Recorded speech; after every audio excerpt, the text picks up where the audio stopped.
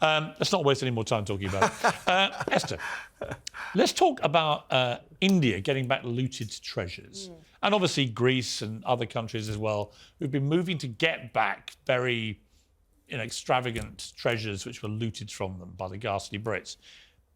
This takes me back to the ongoing debate about reparations, about basically paying for historical sins. Should we be giving stuff back? Well, of course not. I mean, the only reason why they feel emboldened to do this is because, one, no one is asking them about their historical sort of should I say atrocities, but also because the UK is in the grips of an identity crisis. If we could actually have a mature conversation about the empire and what it means to be British and how we shouldn't pay for the sins of the past, Narendra Modi, who is a Hindu nationalist, who has a lot to answer for himself, would never feel emboldened to say, give us back our old treasures. How far back do you go? Is he going to talk about, the Mughal Empire and all the atrocities they committed? Is he going to talk about, the Gujarati riots in 2001 and all the predominantly Muslim victims that were in his state when this happened? He's choosing to do this. This is my problem with all of it. It's like the slavery reparation debate.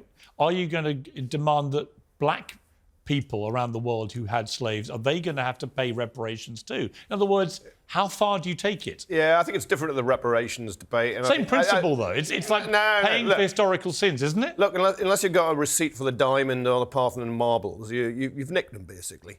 You've taken them by force. There were no receipts. That's it's not just Britain. It is other countries that had empires or invaded, occupied and looted. They're all going to have to face this up now. Why? Why, though, Kevin? Why do we just let it go? Well, because the countries would like their treasures back that we nicked. I'm sure they would. And we would like stuff the Romans took back, or the Vikings. I can't see what's wrong with it, though. As long as they're going back to democracy.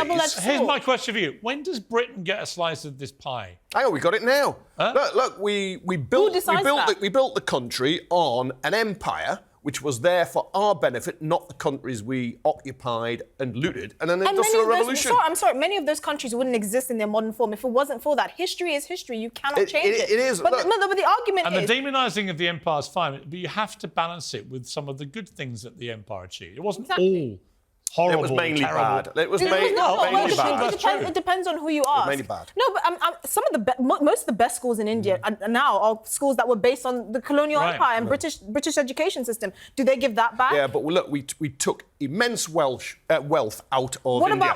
You look at China. We were burning down palaces to get them to buy opium. India is now an immensely wealthy country. Well, yeah, exactly. So it's one of the biggest economies in the world. Overall, with hundreds of millions of very poor people. That's true, but let me ask you this question, which is separate to what we've just been talking about. A theatre company wants to cast girls to play Charlie in Charlie and the Chocolate Factory. Fantastic. Why? I'd go see that. Leave it alone. Theatre's always experimental. Why do we have to ruin everything? If you want Charlie to be Charlie Bucket, the boy. I want Charlie to be Charlie Bucket, the way he was written. Was written. In plays, you change all sorts. They do this for the PR. They do this for us to talk about it. It's not because they care One theatre goes, so they were stunned to see Charlie's now a girl. Charlie's not a girl. Charlie was written as a boy. He is a boy. Is that calling James Bond a girl? No. He's a bloke. Look, that's it. Shakespeare's Hamlet is always set in different places. Not having it. Got to leave it there. Thank you, Pat.